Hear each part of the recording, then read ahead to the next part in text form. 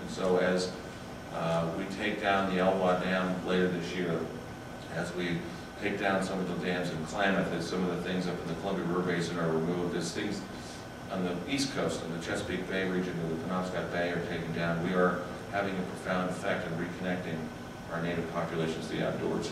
Hunting and fishing communities, clearly a hugely important constituency for us. We had separate sessions themed around them.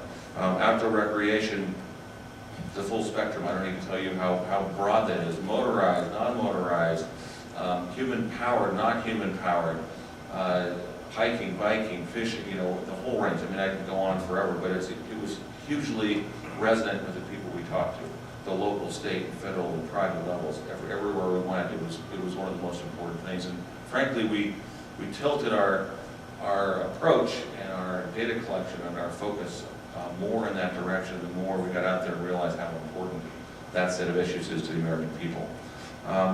We had some that were more focused on urban issues, some that are more focused on rural issues, some that were more focused on private lands and working lands, some that focused on wildlife habitat types. We're in Charleston, South Carolina. We learned a lot about longleaf pine. It was really fascinating to drill down with Secretary Vilsack for like 5 hours and learn about how that habitat type affects a lot of what happens in that part of the country. It was very valuable. We had one in Albuquerque mostly themed around water and how water in the West, in particular restoration and water supply, affect how we recreate and how we connect with the outdoors. Health. Derek talked about the session we had that Dr. Suk participated in Chicago. It was focused on health and the connection between the outdoors and health. And finally, we had 21 sessions where we specifically engaged young people, 18 to 25, in getting their ideas about how they want to connect with the outdoors. And it was a fascinating thing. Again, we thought we might have 4 or 5 youth listening sessions, but it gathered steam and realized this is an important voice. If we are not doing it for them, then why are we doing this work? And so to hear directly from them about how we can best connect with them was really very mind-opening and eye-opening. Young man in Seattle, a young Vietnamese-American gentleman, senior in high school, told us that he hadn't realized until an hour before this that there was a park within a quarter mile where he lived. He'd never been to. He did live there in the same house his whole life, and he said, we just don't go in that direction. I don't know what's over there, and because it's not safe, I'm not sure how to get there, I'm not sure how to get back,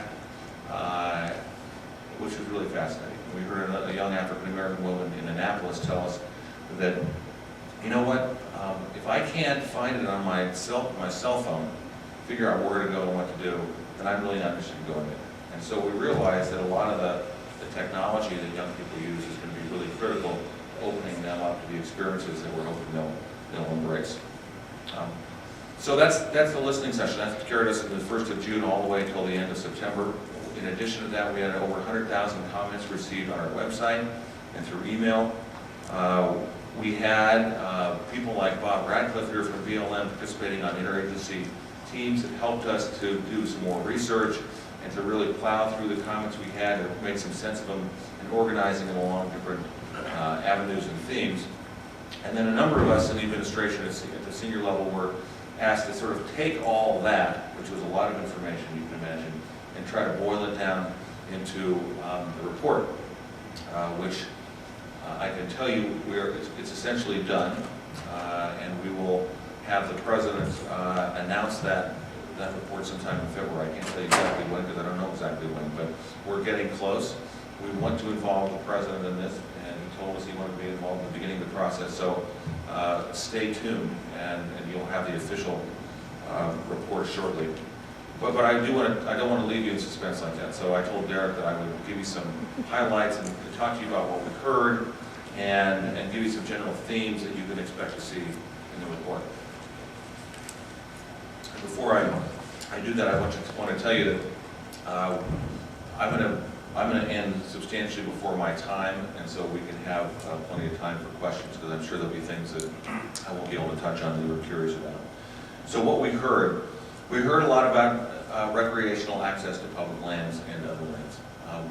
People in this country, whether it be an off-highway vehicle user, motorcycle, snowmobile, ATV, you name it, they have an interest in having more and better access to public lands. We heard that loud and clear, and we heard it all over the place.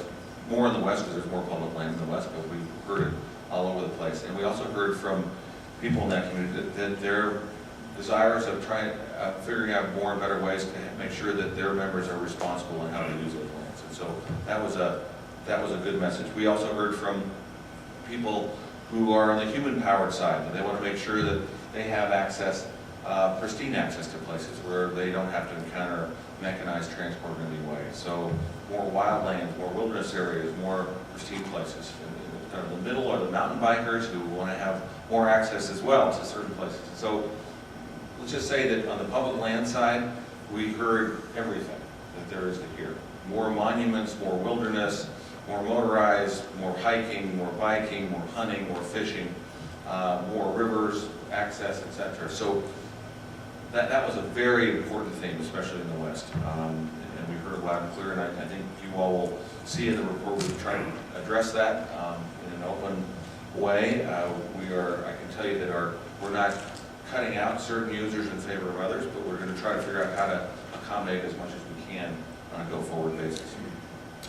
Second, and this isn't in any particular order, but the second thing I want to talk about is the need to connect people to outdoor places that are close to home. 80% of our people live in and around cities. Many of them live in places that are not very close to or have quick and easy access and affordable access to parks or open space or trails. And so we realize that that's something the federal government, frankly, has not been very involved in terms of its responsibilities. There was a U-Park program sometime in the 70s that came and went, and there was an authorization ceiling that hasn't even come close to being hit. But Secretary Salazar, even though he's from an extremely rural area, I don't think that anyone living within 5 miles of where he lived growing up, he spent a lot of time in Denver and done a lot of work around that state in helping urban areas. He is absolutely committed, as is Lisa Jackson from the EPA, to having the federal government do a better job in reconnecting people close to home. So you'll see that issue addressed in a meaningful way in this report. Another one was rivers. We found, whether it be in urban or suburban or rural areas, rivers and streams and lakes and waterways in general, bays and estuaries along the coast are really critical and important for people. People value that landscape, they value the connection with water. Not just water quality, doctor, but also just the physical nature of water and what it does to people. People want to go to the beach, they want to get on a boat, they want to go swimming, they want to go fishing. And so we heard that loud and clear. It happens to connect with what I think is probably the Secretary's #1 priority, which is around rivers and his own experience in Denver along the South Platte. Pull something up about that. It's a fascinating story that he was involved in, took it on, and I grew up in that town, and I can tell you that the Platte was a dump. It was an unsafe place to go. To your point about smells, it smelled, it was junky, it was not anywhere that you would want to go anywhere near. And it is now a place where people are now facing and embracing.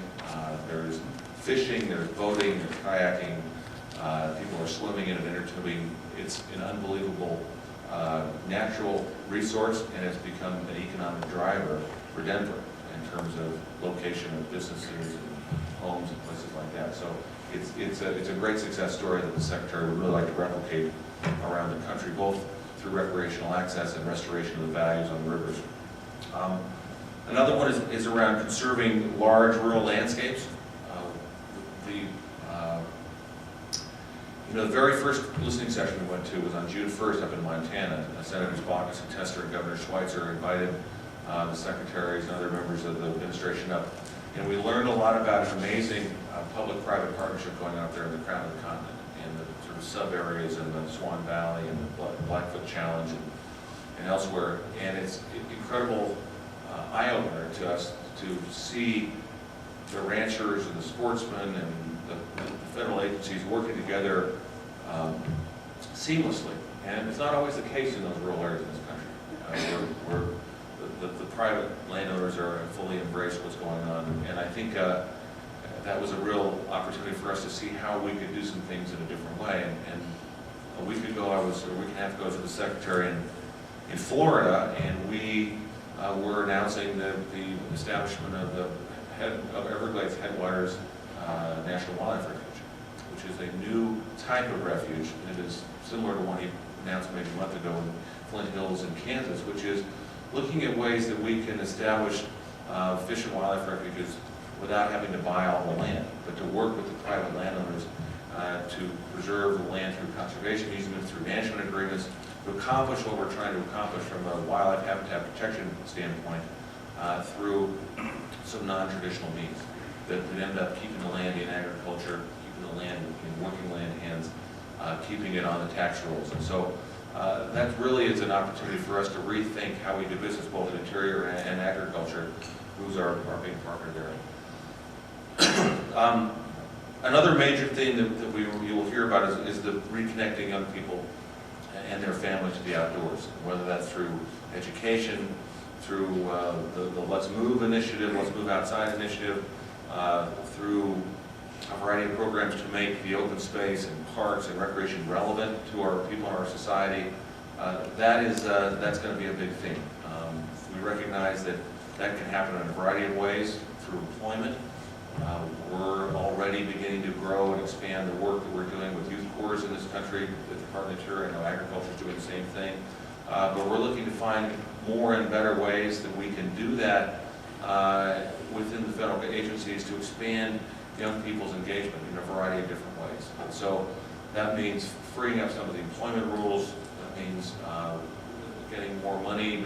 Means giving incentives to park superintendents and BLM resource managers and fish and wildlife refuge managers, incentives to actually bring on more young people in more creative ways.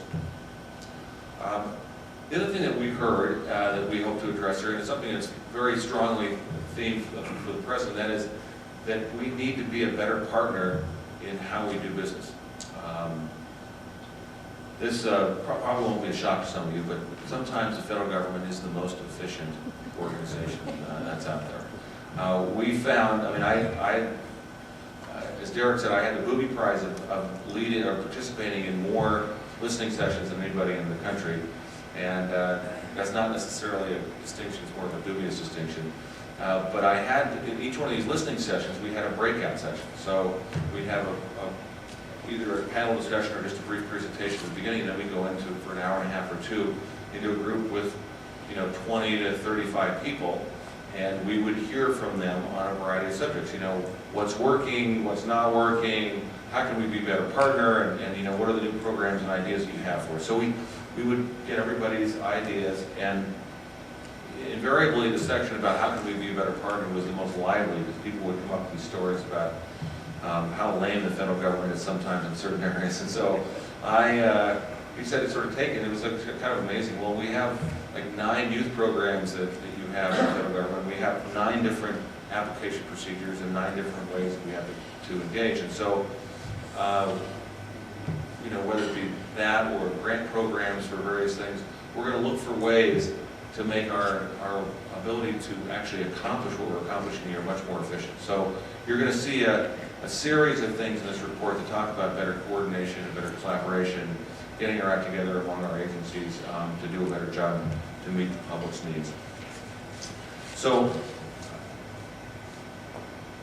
I guess the last thing I want to acknowledge is a couple of things in terms of the principles that we heard out there and that are going to drive the recommendations and drive